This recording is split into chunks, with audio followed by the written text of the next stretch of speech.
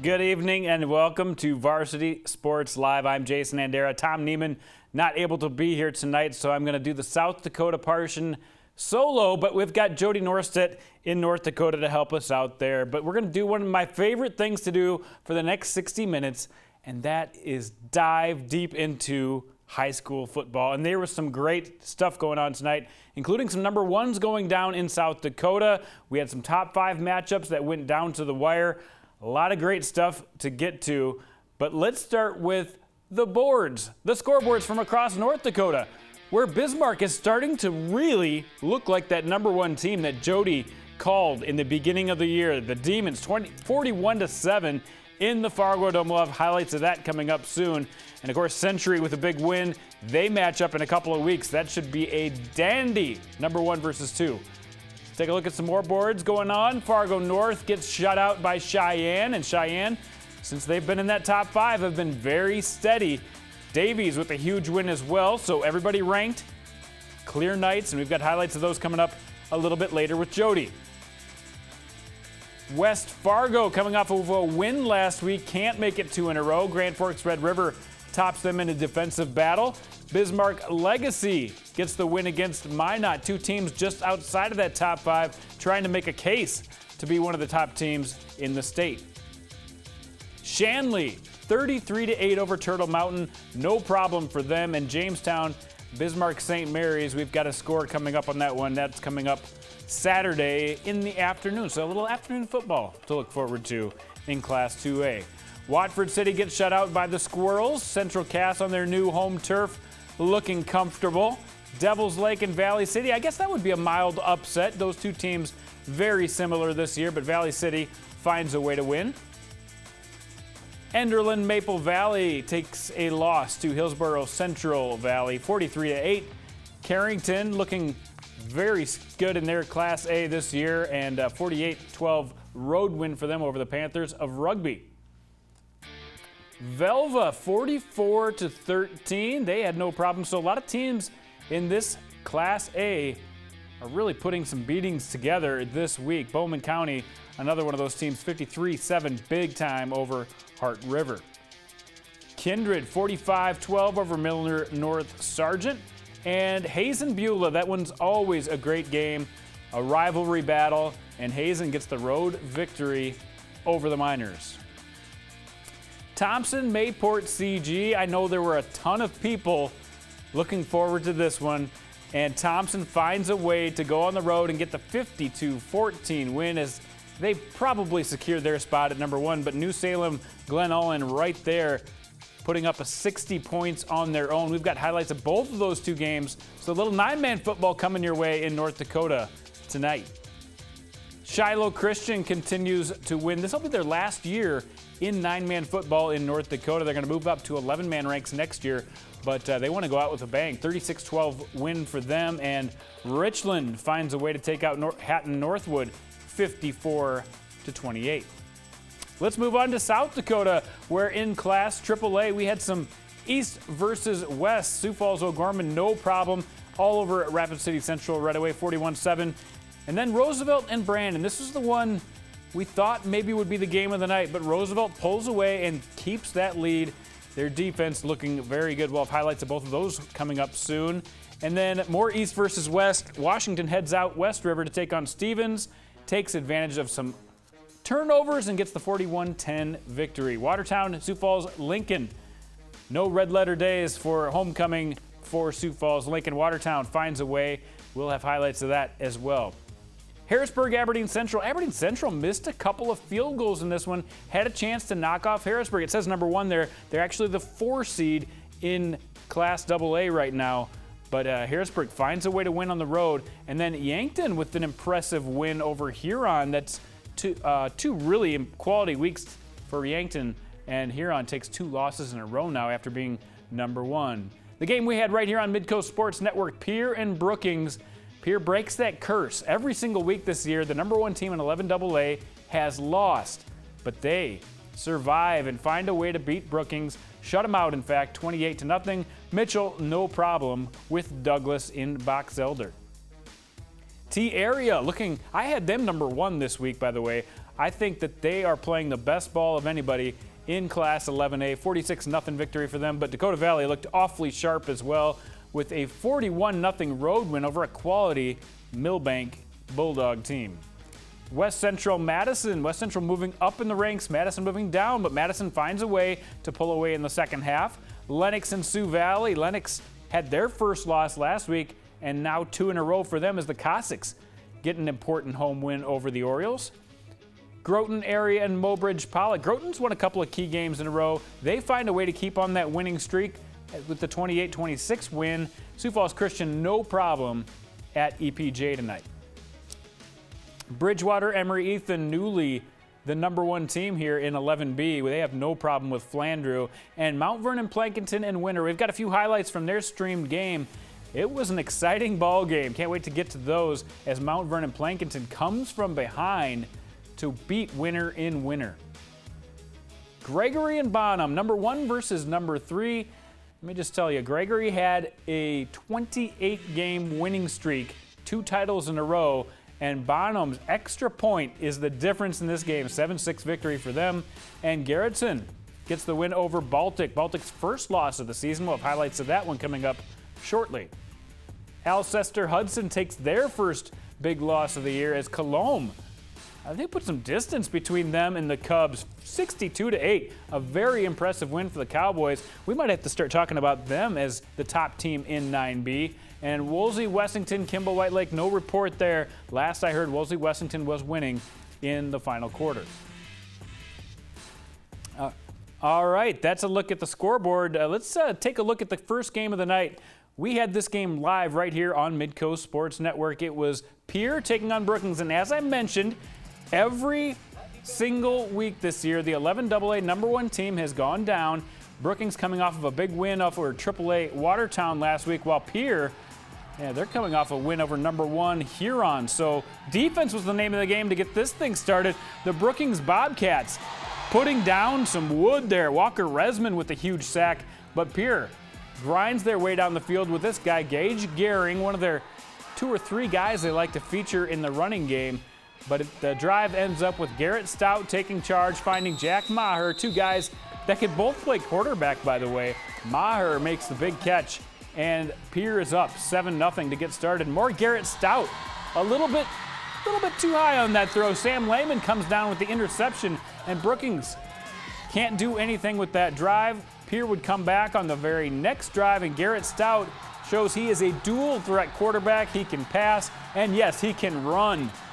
He's got the speed, and Stout heads into the end zone. They're up 14-0. The junior having a whale of a season. Into the second half now. Again, Brookings trying to come back. Jacob Schoen, nowhere to run. The defense was all over him all night. And here he's got time to throw the ball and finds his man, Isaac Otkin, before he is taken down by Chase Satgas. But they would not come up with any points. Pierre, on the other hand, would come up with points. Gage Gehring ends up getting another touchdown. Stout with another big night. And the Pierre defense really coming up strong tonight, putting up a shutout against a strong Bobcats team. After the game, we had a chance to catch up with Garrett Stout, last week's game ball winner. We grinded very hard. It wasn't like last week where we had a very good passing game. Our O-line really stepped up big tonight and pushed the ball really well, and we ran the ball very well, obviously. Our defense also played very well. If we put up 0, that's good for us any day of the week. How did you guys prepare for the game? A very balanced offense. They average about the same yards rushing and passing. Last week, they really featured the passing game. This week, got it done on the ground, but Garrett Stout, the quarterback, he does a lot of the running for Pierre. So Pierre has now won 4 in a row after that opening loss to Harrisburg, and they kind of maybe are the team that's pulling away in 11AA right now. Well, let's move on to 11 AAA, where we had the number 1 team. Sioux Falls Roosevelt undefeated on the year. Brandon Valley coming into the game with just 1 loss. A little revenge on their mind. They lost in the semifinals last year to Roosevelt. Had a chance to win, but here come the Roosevelt Rough Riders early on, airing it out for the touchdown, and they go up 10-0 at halftime.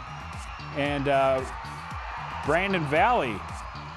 Oh, that was Delvin McManus, excuse me, who got him up 10-0. Brandon Thomas to Skolton to Ethan Tellinghusen right there. 16-yard pass, and Brandon Valley would set up Andrew Hansen for the score, 10-7, but that's as close as it would get.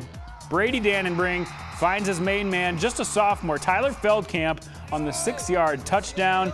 And Feldkamp, you know, he can catch the long ones. He can catch those short red zone ones as well. Jaden Bourne has been filling in at running back very nicely this year, finds his way into the end zone, and from there on, it was Roosevelt defense showing the rest of the state that it's going to be really hard to score on them this year. 24-7 victory for them, and they stay undefeated at number 1 in Class 11 AAA. Let's move on to the number 2 team in the class. That's Sioux Falls O'Gorman, who were hosting Rapid City Central. And here come the Knights. They get started right away. Their quarterback, Zach Norton, he's been having a really good year running and throwing the ball. That time finds his main man, Canyon Bauer, for a quick lead. And Rapid City Central could not even get it past midfield, before O'Gorman was coming in and making special teams plays. There's Tate Wishard with a little run, and they're up 14-0 early on in the first quarter. They will keep homecoming going on with a little scat pass out in the flats to Canyon Bauer, who does the rest with his feet, and they're up 21-0 in the first quarter. Second quarter, more of the same. They find another Connor Pavelko, who's normally their kicker, but he makes a nice play offensively here, and Zach Norton hooks up for another touchdown, his third passing touchdown of that first half, and O'Gorman continues to roll. Kind of expected here, we have to admit. The Knights have been rolling, Cobblers struggling a little bit to put up offense, and that's the O'Gorman Knights, still 5-0. Some people still giving them votes for number 1 in AAA, and I can see why. They're right up there. It's going to be interesting to see how they face off against O'Gorman or Roosevelt very soon. More AAA action. Let's head out to Rapid City Stevens at O'Hara Stadium, where Stevens played Washington as close as anybody did last year. Even though they're off to a rough start this year, they wanted to show the rest of the state that they can play. But remember these guys? Yeah, I do too. Jaden Johansson, Tupac Capella, they hook up for a red zone scare here, and then guess who finishes it off? Man, I do not want to tackle Tupac, and it looks like nobody wants to tackle him.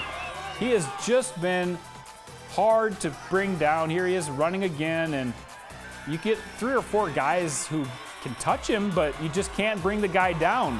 One of my favorite guys to watch run the football in high school football, Tupac Capella, second touchdown early on. On the ensuing kickoff, look at this. The ball's taken by Branson Keel, and it looks like nobody can find the football right here, but guess who found it? Trey Ponto found it. It was squirted off to the side. He picks it up and takes it the other direction. Trey Ponto, the senior linebacker, gets to get in the box score with a touchdown. Big play for the Warriors. Even though the Warriors turned the ball over a little bit, Washington was the team that took advantage of those turnovers, while Stevens struggled to take advantage of their turnovers. Nice looking pass right there as Gabe Pearson gets some separation in the end zone, and the Warriors continue to roll. They get a big win over Rapid City Stevens tonight. And yeah, I think that's the team to watch. Watch out for the Warriors. Just because they've lost a couple of games this year, don't count them out. More AAA football right here at Howard Wood Field. Homecoming for Lincoln, and of course the band is rocking for homecoming. Let's get started with the scoring in this game. Brandon Smith was in at quarterback, filling in for Brandon Flory, and he finds Evan Falconer, the junior wide receiver, for the touchdown. Yeah, good job, guys.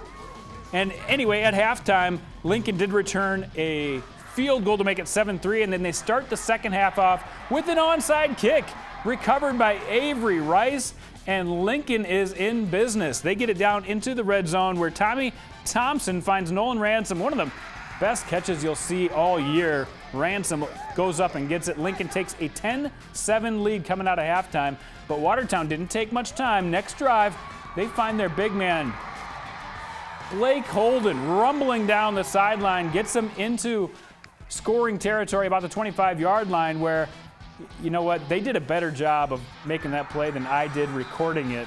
But trust me, a nice catch that time by Jake Werner for the touchdown, and Watertown retakes the lead 14-10.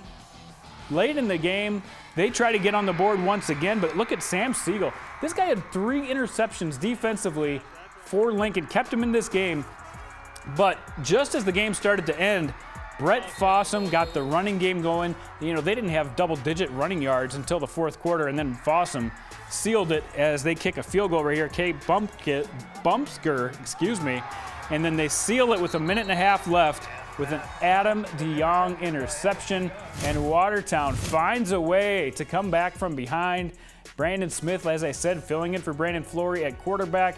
Flory tells me he'll be back in a couple of weeks, but Smith did a good job throwing for over 200 yards. He did throw those 3 picks, but found a way to get a couple of touchdowns.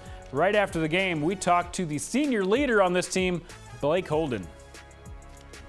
Well, we came in knowing that it was going to be a really good physical game, and I mean, both teams just did a phenomenal job, I thought, and we stuck through.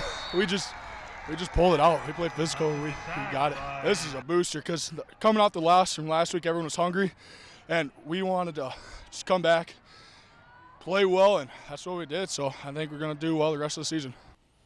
He doesn't hardly ever look winded, but he looked winded right there. That was a physical football game, and Blake Holden was all over the field making plays offensively, defensively. There were a couple of penalties on both teams for a little extracurricular activity in this one, so both teams fighting really hard, but Watertown bouncing back after their loss to Brookings last week with a big win on the road in Sioux Falls. All right, let's move on to some more football. We're going to go to Class 11A, where West Central and Madison, these two teams always have something to say about who's going to make it to the Dome. And this year, both teams in the top 5. You see that interception by Barack Haldeman, and he makes it 7-0 on the pick 6.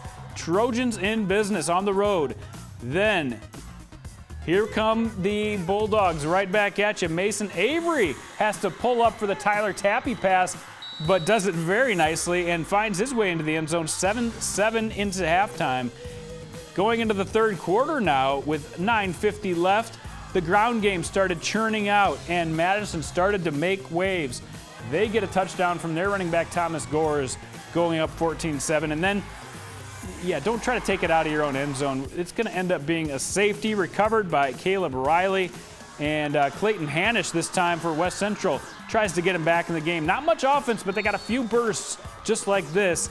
Took a 16-14 lead, but again, that's as close as it would get. Was Tyler Tappy got the passing game going once again, and Mason Avery, he's been a nice compliment to Jacob Unterbrunner. A couple of young receivers who are getting Madison back into contention in Class 11A. They end up getting the win 30-14. Brock Halderman with the big pick 6, but Tappy, as you see there, very efficient, 25 of 35, over 200 yards. Yeah, he had a couple of interceptions, but came back with those touchdowns as well. Big win for the Bulldogs, who look to stay in the top 3. Let's keep on moving to 9-man football, where Britton-Hecla, number 1, takes on Clark Willow Lake, who is number 2. This is like the early 90s when these two teams were powers. You saw Stanley Haskins Jr. punch one in early on, and then another touchdown coming through. A defender is Cole Fosness, and Britton-Hecla looks like they're taking charge, but watch out. Clark Willow Lake came back in a big way here. Jacob Prouty throws the pass into the back of the end zone, caught by Grayson Flory, one of the biggest stars, and at that point it was 22-3. They came all the way back in this thing, went for 2. We're down by just 1 point with 3 minutes left, but couldn't get the ball back. And the Britton-Hecla Braves keep that winning streak alive. Stanley Haskins Jr. over 100 yards per usual, and Jacob Prouty getting it done through the air for Clark Willow Lake. So both teams really proving that they are contenders when it comes to the top teams in 9A. Let's take a look at some 9AA football, where Baltic eked their way into the top 5. Sam Mustin, this guy has been an absolute beast for Baltic. Gets them into scoring territory, and then who's going to finish this off? It's going to be Mustin himself. Here's Mustin, actually, with the dive, and he hits the end zone And at that point, he tied the game up 7-7. But Garretson only needed one big play from their big playmaker, Isaiah Robinson, 73 yards. And this game was a defensive battle, so for them to hit the home run at this point in the game was huge. 13-6, they take a lead, and then they left the rest up to their defense. Baltic had a chance late in the fourth quarter as Mustin airs it out. This is fourth down, their last chance. Couldn't come up with the football and couldn't come up with the victory. It's Garretson, who's had a couple impressive wins for the Blue Dragons this year, as Baltic suffers their first loss of the year. I have a feeling Garretson might be getting some votes coming up in the newest poll that will be out on Friday, or Monday, actually. Let's go to Winter. We streamed some highlights from Winter Warriors Live, and this was an interesting game. Look at this. Mount Vernon's Jesse Hastings ends up passing it to Nolan Simpson, and look at that, a little trickeration. And Mount Vernon Plankinton looking to find a way to take out Winter, something that they have had trouble doing over the years. Hastings goes one way, comes back the other, and the youngster looking good. He has been their top rusher all season long. Titans got within 8 right there, 14-6. As the extra point was no good. But then Winter comes right back before halftime. Brady Fritz to Brandon Vollmer, and then Philip Jorgensen will run it in for the touchdown. Winter takes a 20-6 lead. Brady Fitz later would get a 2-point conversion to make it 22-6. That's when we stopped watching the game, but then as I followed up with the game, Mount Vernon Plankinton comes back in the fourth quarter, and with just over 3 minutes left in the game, scored a touchdown to take a 30-28 lead, and they find a way to really hold up at that number 3 spot in 11B. So Mount Vernon Plankinton, an important win over Winter, who suffers their second loss of the season. Big win for you Titans. Another game, we went to Colome CowboysLive.com and wanted to see how these two ranked teams would face against each other. And Jackson Kinzer, this guy is the real deal. One of the best dual threat quarterbacks, gets him on the board early, 6-0, and then a bad snap on the punter. They're going to turn the ball over, and guess what Colome's going to do? Yeah, they take advantage of that. Bo Bertram with a touchdown. You know, we take what we can get, camera people. Good try on that one. 14-0 Colome, and you know, this game got out of hand quickly. Alcester-Hudson in the top 5, hadn't lost yet. You can see they have some talent here, but they could not quite do enough of this tonight. Big run for Jaden Mickey, who takes the screen pass all the way, making it 16-8. But from then on, it was too much Colome Cowboys. They've got athletes all over the field, and the Cowboys not only get a win, they get the win by over 50 and end the game. 62-8, it ended early, and Alcester-Hudson realized that they're dealing with a really good team in Colome, and there are 3 or 4 really good teams in 9B. That's going to be a fun playoffs to watch as we get closer and closer to playoff time. Another big 9-man battle, Bonhomme. Another game on the stream that we caught up with. Gregory taking on Bonhomme. Gregory, as I said, 28-game winning streak coming into this game. A very tough team to deal with. And yeah, this is not fast motion. Actually, yeah, this is fast motion. Caleb Stukel with the 28-yard rushing touchdown. They did not convert, though. So they're only up 6-0 just before halftime. Joey Slamma throws the touchdown pass. And this is the most important point of the night, the point after for the Bonhomme Cavaliers. If they make it, trust me, this is going to be the difference in the game. Even though we're just going into halftime, the extra point is up and it's good, and that is how the score would end, folks. 7-6, two of the best teams in 9AA went at it, and Gregory's winning streak is over. Bonhomme, they've had 2 really close games against 2 really good teams in 9AA. They got the double overtime loss to Woolsey Wessington earlier this year, but get the win against number 1 Gregory, who goes down. All right, that's going to do it for South Dakota Highlights. We're going to have more reaction coming up later in the show, but next we're going to get to some North Dakota football highlights. Jody Norstad's going to pack it up with all you can handle from North Dakota coming up right after this. Varsity Sports Live on Midco Sports Network is presented by Avera Orthopedics, Farmers Union Insurance Agency, South Dakota State University, and Farmers Union Insurance.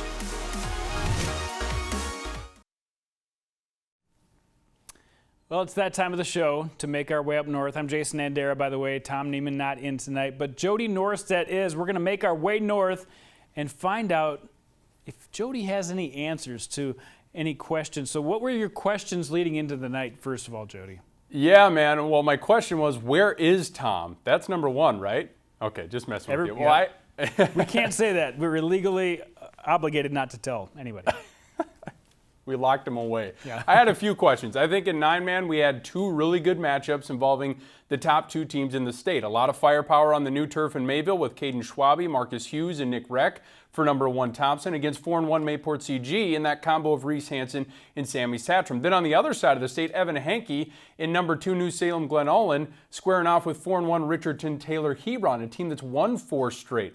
And then I felt that the ranked teams in Class A would all win, but the Kindred versus Milnor or Sargent game created a lot of intrigue for me in that battle for second in Region 1. That was a battle of unranked teams. Highlights of that one here coming up shortly. And then the game that I was at tonight, with all the speed that Fargo South has, could they be the first team to keep pace with top-ranked Bismarck? The Bruins playing their final game in the Fargo Dome before debuting their new turf next week. Maybe it's a good omen. The last time they beat Bismarck was in the Dome, 2013 for a state championship, which snapped the Demons' 28-game winning streak. But this Bismarck team has been dominant all year, and after a South fumble on the first play from scrimmage, Demons make him pay. Joe Johnner from his receiver position scampers into the end zone, 7-0 Bismarck. Ensuing drive for South, NDSU commit Dawson Weisenberger showing off those Division I hands. How about that catch? Bruins march down. Great chance to score, but Wyatt Hanson's pass off the fingertips of Weisenberger. Dylan Seibel, are you kidding me? Missed opportunity for the home team. Early second quarter now. Isaiah Olson makes his first big impact play.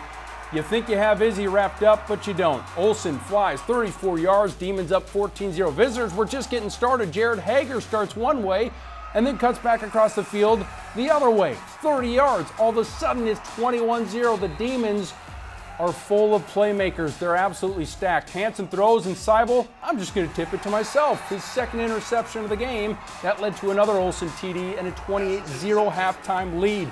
A glimmer of hope for the Bruins to start half 2. Jamal Spivey strips the ball from Johnner. Weisenberger hops on it, but penalties end up killing their chance to score. The Demons put the nail in the coffin midway through the third. Hanson looking for Weisenberger, but it's picked off by Walker Berg, who turns into a running back. 33 yards to the house. The pick six makes it 35-zip. The top-ranked Demons continue to stomp the competition, this time with a 41-7 win.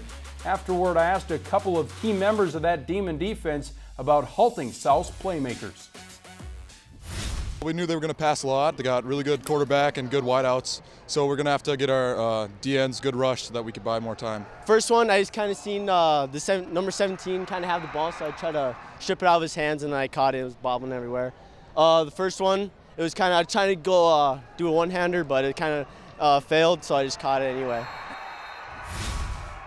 Century had a big win today, too, for the West. West Fargo Cheyenne coming off that win in the rain at Davies, trying to extend its winning streak to 4 games, hosting North. Spartans an impressive opening drive, but it stalls. Caleb Friddle loses his footing on 4th and 8 to end the threat. Cheyenne takes advantage, marching downfield. 3rd and goal from the 6-yard line. Sander to Tyler Terhark for the touchdown and a 7-0 lead. Parker Sander hooking up with his target. Second quarter now. Mustangs a chance to pad the lead, but Sander mishandles the snap. The ball a little slippery with the wet field, all the rain we got yesterday. North's Jacob Weiss takes him down with the sack. North would take over at the 50. Friddle rolls out, stares down his receiver. Not a good idea. Caden Jastrom has golden eyes back there in the defensive backfield. Then on 4th and 11, Cheyenne goes for it here. Sander firing across the middle, and check out this catch by Terhark. Woo! In traffic, hauls it in 26 yards. On the gain, 2 plays later, Sanders going to keep it on the option and methodically keep the feet moving and churning, bouncing off defenders. Boy, he's pretty tough for a skinny kid. He goes 24 yards for the touchdown, 14-0 Mustangs. Just before half, North tries to put together a drive to answer. Friddle on the read option finds a big crease, and boy, a good night for Friddle running the football, showing off some speed. He scampers for 50 yards down to the Sheyenne 30, but on 4th and long, the Mustangs coming with the pressure. Tommy Bright, he is a nightmare to deal with for offensive linemen right now. Sheyenne up 14-0 at half. The Mustangs win their 4th straight over the Spartans and become the first team to 3-0 in EDC play with a 28-0 win. I felt we really came as a unit this week. We've been working really hard in practice this week, and we ended up really coming out here and playing. Our defense played extremely well, as well as our offense really came out there. So there's your top team in the East right now. How about this matchup? Davies, it's a doubleheader night in Grand Forks taking on Central. The Eagles hoping to get that high-scoring offense back up and running. They're held to 12 points last week. And this is a good start. Ty Satter, handoff, he's in the end zone. Davies up 13-0. Beginning of the second, good field position allows Jesse Forknell to find Ethan Ency for the quick TD. The fans that made the trip up, loving what they see. On the very next drive, Central driving, they march all the way down. It's Will Eagleson sneaking into the end zone for the first score. That cut the lead to 27-7. Central cheerleaders getting them pumped up. Later, a handoff to Satter eventually will make its way into the end zone. Look at Satter. Boy, he has become such an unbelievable playmaker for this Davies team. 40 yards on the rush. It's 34-7. 3 minutes later, it's the same guy. Forknell to number 10. Look at the footwork and look at the racing up the sideline. Satter, another touchdown, 41-7, making a bid for our game ball. After the halftime kickoff by Davies, a toss to Austin Braun leads the way to a Central touchdown. Makes it 55-14, but the Eagles pick up the lopsided win in this one, 58-21. Davies moving to 2-1 in conference play. A great team effort. We wanted to come out and just show them what we're made of and just get after it right from the start. Geez, I wonder what Ty Satter's made of. Boy, what a playmaker. Game 2 of the doubleheader at Cushman, a big one. Both West Fargo and Red River, the outcome could really play a huge factor come playoff time. Packers hoping to notch that first conference win. This will help. Parker Monet's pass intercepted by Carter Barroncott. Takes it back 20 yards, but West Fargo is in good field position. Packers end up capitalizing on the position as Declan Genova takes the handoff 10 yards to give West Fargo an 8-0 lead. The students making the trip, having a lot of fun, trying to stay warm under the blankets. Later in the first quarter, Cooper Saldy's pass is deflected from one teammate to another. Marcus Gully's Johnny on the spot, snagging it out of the air, but that luck couldn't last forever. Saldy throws it into the hands of Red River's Brady Dvorak. How about that turnover? Red River a chance to tie it up, but as Monet scrambles, he tosses one downfield right into the hands of Barroncott again, who now has his second interception of the night. But take a look at this score. Red River rallies from behind in the second half, and the Rough Riders deal West Fargo its 4th loss of the season, 16-8. The Packers still winless in conference play. The Riders with a big one against Davies next week. Similar matchup in the West between the 3rd and 4th place teams. Legacy hosting Minot Military Appreciation Night. So they're wearing their National Guard jerseys. First quarter, Minot ball. Jackson Gunville to Tristan Emke fumbles it, and it's picked up by the Sabres. Legacy ball now. Rhett Clements hands off to Lyric Hoffman, who piles through the Magicians' defense for a touchdown.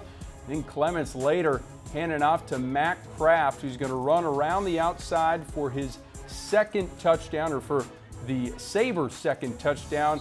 Legacy with a big win over Minot. Boy, the two teams that were in the state championship game, all of a sudden a combined 3-7 on the year. So Legacy 35-27 victorious. Doesn't get it much easier for Minot playing Century next week. The community has rallied around the Milnor North Sargent program. The Bulldogs up to a 3-1 start, hoping to bounce back after the loss to number 1 Hillsboro Central Valley, taking on fellow 3-1 Kindred. Things start well for the Bulldogs, forcing the fumble on the first possession. Josh Martinson picks it up, and the Bulldogs are in business, but not for long. The Vikings defense is going to respond with a big play of their own. Riley Staton going to come in flying for the sack, and the Dogs have to punt. Ensuing possession for the Vikings, it's Michael Hall, Mr. Everything for the Vikings. 66 yards in a cloud of dust. Takes it all the way, and it's 7-0 Vikings. You know, Dalvin Cook isn't playing on Sunday. Even Michael Hall could go in the backfield for the purple. We've officially hit blanket weather, folks. Next possession for Kindred. Devin Hauschka from 2 yards out. 15 rip visitors. The Bulldogs Back to punt now, trying to get anything going. Matt Crane liking what he's seeing from his Vikings, but it's Hauschka on special teams now snuffing out the fake punt. Kindred held Milnor nor Sargent to just 37 yards in the first half compared to 220 of their own. Very next play, it's this guy again, Mr. Hall, looking for a game ball this week. 49 yards on a rope to Trenton Dukeshire, 22-zip Vikings at the break. Michael Hall finished the night with 256 all-purpose yards and 4 touchdowns. Give me that ball. 2 through the air, 2 on the ground. Vikings win convincingly 45-12. They see Hillsborough Central Valley next on the schedule. That's going to be a biggie. The top 2 ranked 9-man teams lined up against formidable foes tonight. Plenty of talent on the field between top-ranked Thompson and 4-1 Mayport-CG. Could the Patriots surprise the Tommies? First quarter, Patriots first possession would be a dandy. QB Reese Hansen hooks up with tight end Riley Thompson on the run for a big chunk of change. Then just a few plays later, keep moving those chains. Hansen hits fellow senior Tristan Beck. Gorgeous deep ball. Boy, right over the defender for the touchdown. MPCG sniffing upset. Thompson fires right back, though, with an aerial assault of their own. Brady Schwab, boy, when he runs out of Schwabies, he might be in trouble, but right now he's just enjoying it. Senior QB Caden Schwabe connects with tight end Chance Danner for a nice gain, and then because it worked so well the first time, I'm going to try it again. Schwabe to Danner, 10 yards, and we're all tied up at 8. The Tommies defense would tighten up after that, and then let me know if this play looks familiar. Caden Schwabe finds, Danner. Thompson in scoring position. A few penalties drive Thompson back to their own 30, but once again, Schwabe, he's like Michael Vick back from like 10 years ago. Hayden Overby, 6'6", helps. The jump ball in the end zone. Tommies lead at 16-8. Second quarter, we move on. Boys, sun setting, and it was beautiful, but so is the Tommies offense. Caden Schwabe hits Marcus Hughes on the screen pass. Hughes blazing past everyone, 60 yards into the sunset. The lead would swell even more before this one was over. Thompson takes the win 52-14, moving to 6-0. Schwabe and Reck with huge nights, combining for 6 touchdowns and about 420 yards. Boy, no one's going to stop Thompson.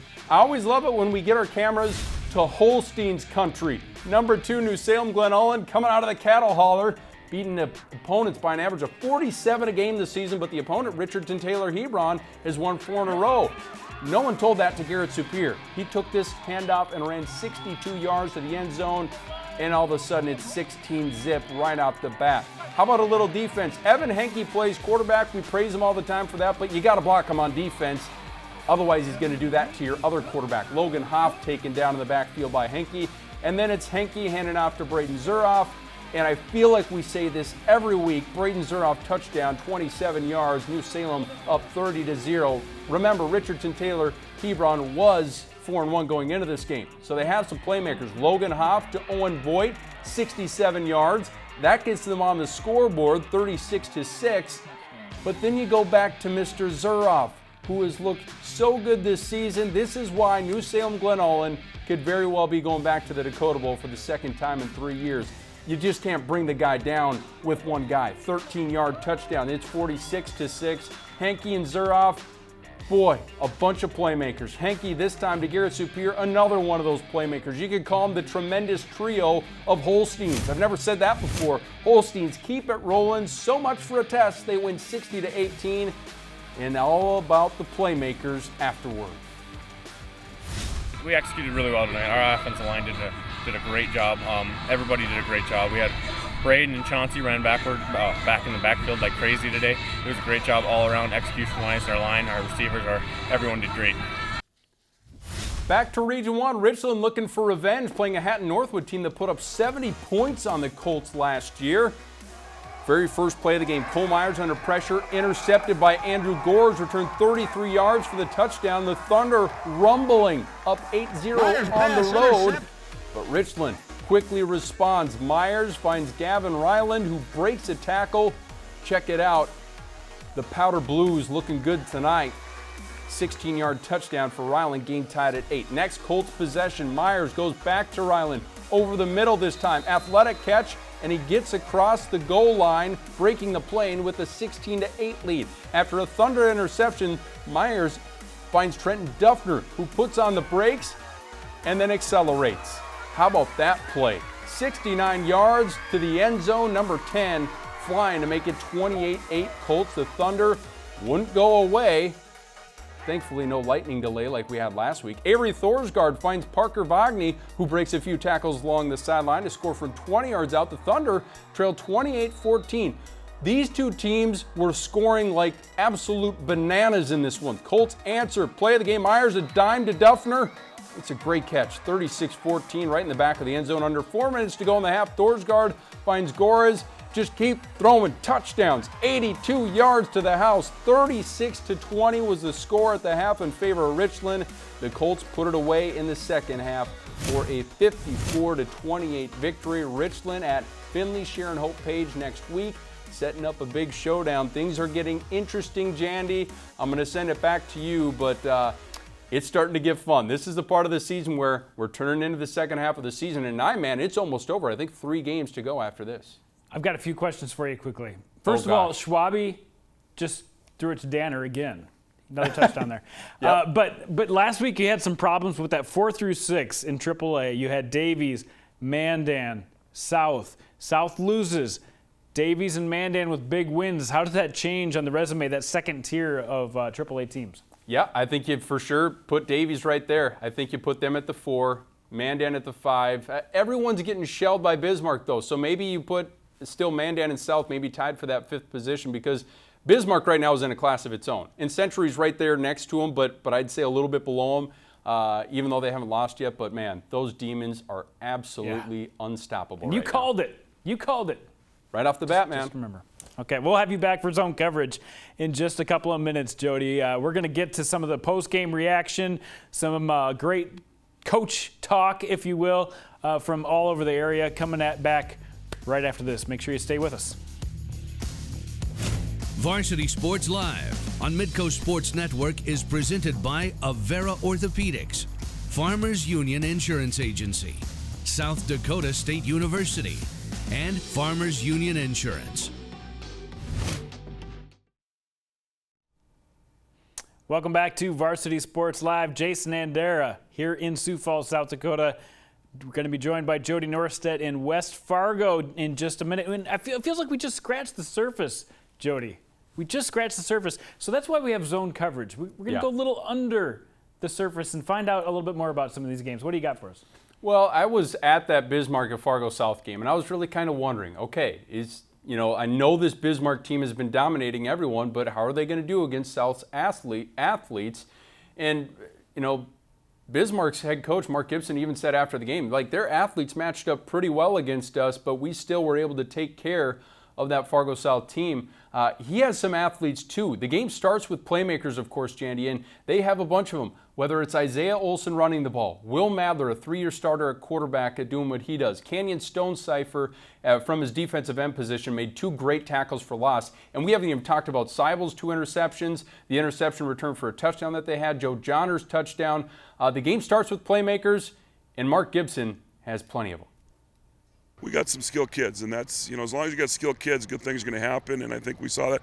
But, that was a scary thing, because I thought they match our skilled kids, and, they got some very good football players, and that's a team that probably down the stretch, that's kind of a hot or cold team that they could get hot and smoke you. So we'll take the win. It's one win, but it's a non-conference win, and the big thing is want to come out healthy and keep moving. So now you think about Bismarck, and now they get back into conference play. They play at Williston, at Legacy, and then it sets up that big Century matchup, which I think a lot of people are looking forward to see who's the better team, Bismarck or Century. Century just went and beat Williston tonight 42-20. Moving on, in the East, like we were trying to figure out, Sheyenne is the top team. Who's that second team? Is it South? Well, South just got beat by Bismarck. Is it Davies? Davies lost to Sheyenne last week by 2. But boy, since week 1, since losing to Bismarck, which we've seen what Bismarck's been able to do all year, now this team is starting to gain a little bit of momentum. They went out, beat Central, hung up 58 points on them, and things are really starting to come together for Jason Thielge's squad. I just think we've got a really good football team who's played a lot of good football teams to this point. We're learning how to play physical. We got some good athletes that can make some plays with the football, and defensively we got good speed. We're able to run down things and get 11 guys with football and be a solid defense, so that's fun to watch too. So next up for Davies is a date with Red River, and then they get Century. That's going to be a fun one. They host Century on October 5th and finish out with Fargo South and West Fargo. Those could be really critical games. How about to the 9-man ranks? New Salem, Glen, Ullin. It doesn't seem like anyone is slowing them down right now out west. Thompson could maybe once we get into the playoffs and all that gets sorted out, but right now they're looking pretty good. We've said the name Braden Zuroff and Evan Henke, it seems like every week, and Steve Kleingen is really lucky to have those two guys on his squad. You know, I think they're just a great group of leaders, and you know, we look to those guys, rely on those guys to make big plays for us, and week in and week out, they've just done a great job doing that for us. They lead by example, and they put great effort forth, and it shows on the field. And you can throw Garretson, Pierre in that group too to make it a trio, as I mentioned. A couple other scores I wanted to pass along, Jandy. In Class A, Hillsborough Central Valley and Enderlin Maple Valley were tied at 8, I believe, at halftime. And then the Burros went on to win 43-8. So the number 1 team in Class A looking good. But Hazen was able to hand Beulah its first loss in the Coal Bowl, 22-6. How about that one? That's great when you can win on the road in the Coal Bowl. That doesn't happen very often. So good stuff, Jody, as always. You bet. All right, more to scratch underneath the surface here in South Dakota. Our live game tonight was Pierre taking on Brookings, and Pierre had won 3 games in a row coming into this. Brookings had just beaten Watertown, so both teams were starting to crescendo a little bit, but it was Pierre who shut down Brookings, not only getting the shutout, but putting 28 points on the board. They're looking pretty good, and after the game, we caught up with Steve Steele. You know, I just think the number one thing I was really proud of our guys is, you know, our offensive line dominated the line of scrimmage. You know, and to go from throwing 30 passes in a game to running the ball 40, 50 times and to grind out a win like we did today on the road against a good ball team, that's very, very proud of our offensive line today.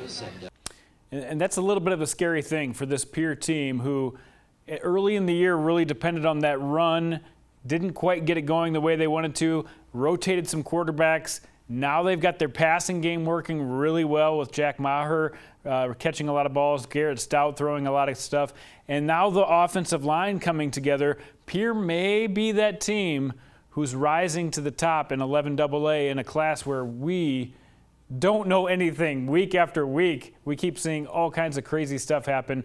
Speaking of crazy stuff, Huron lost their second game in a row this week against Yankton, and Yankton now coming off of a slim loss to Roosevelt and a big win on the road in Huron. They maybe look like the team to beat in AA. We'll have more on that throughout the week on Midco Sports tonight. But there was another game that we wanted to follow up on a little bit. It was Watertown taking on Sioux Falls Lincoln, and Watertown was just coming off of a loss. Lincoln also coming off of a loss, but Lincoln got their quarterback back. Tommy Thompson, who had been out for a couple of games, was ready to go in their homecoming game. Didn't quite come up with enough points to beat Watertown. Watertown, on the other hand, was without Garrett Detterman, who is out for the season now, their top playmaker at receiver. He's out for maybe up to 6 months. And their quarterback, Brandon Flory, who's been very, very exciting this year and a little better than people thought. And we caught up with John Hodorf after the game to find out how this team feels after the big win. It's always a big thing for us to come down and get a win in Sioux Falls. It's hard to play at Howard Wood Field. It's hard to play Sioux Falls schools. So this is a big deal for our program, and hopefully it keeps building confidence for us for the rest of this year and through our program for the rest of all of our kids. We knew coming into this game that Lincoln's a really good football team. We knew we could play with them. We just knew that the effort level was going to be what was going to decide the game. And the effort level ended up working out for Watertown, back on the winning track. All right, we'll be back to wrap this thing up in just a minute. Varsity Sports Live, right after this.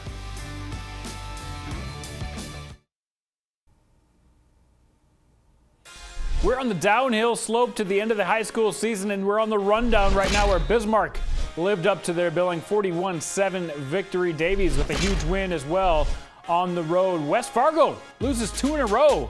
Watch out, Grand Forks Red River won a defensive battle 16-8, and then it was Kindred, no problem with Milnor North Sargent. A lot of road wins tonight in North Dakota, and a big one there for the Vikings. Thompson had no problem tonight with Mayport-CG. Big play right there to Danner. A lot of catches by Danner tonight. And then we saw New Salem, Glen Ullin. They look like the real deal in 9-man football. number 2, gets a big win there. And then in South Dakota, the number 1 team stays number 1. Caden Jordan with a huge catch right there as they would beat Brandon Valley. And then O'Gorman, 41-7, no problem with Rapid City Central as predicted. And Washington took over with a lot of turnovers tonight. Trey Ponto picks the ball up out of nowhere and returns one for a touchdown. 41-10 win for them. And then Watertown with the spoiling of homecoming for Lincoln as they get the road victory. Madison came up with a big second half. And that guy right there, Mr. Avery, came up with a big second half to beat West Central. Garretson gets a 9AA victory, and Isaiah Robinson got 72 of his 106 yards on this single run. I think Garretson might be the team to vote for in 9AA this year. Winner! Looked like they had this thing sealed up, but Mount Vernon Plankinton found a way with Jesse Hastings, 3 touchdowns to get the win. And then Colome shows that they are one of the best teams in 9B, 62-8 win over the Cubs. That's all we got for you tonight, Varsity Sports Live. And we'll be back next week with much more as we approach playoff time. See you guys later.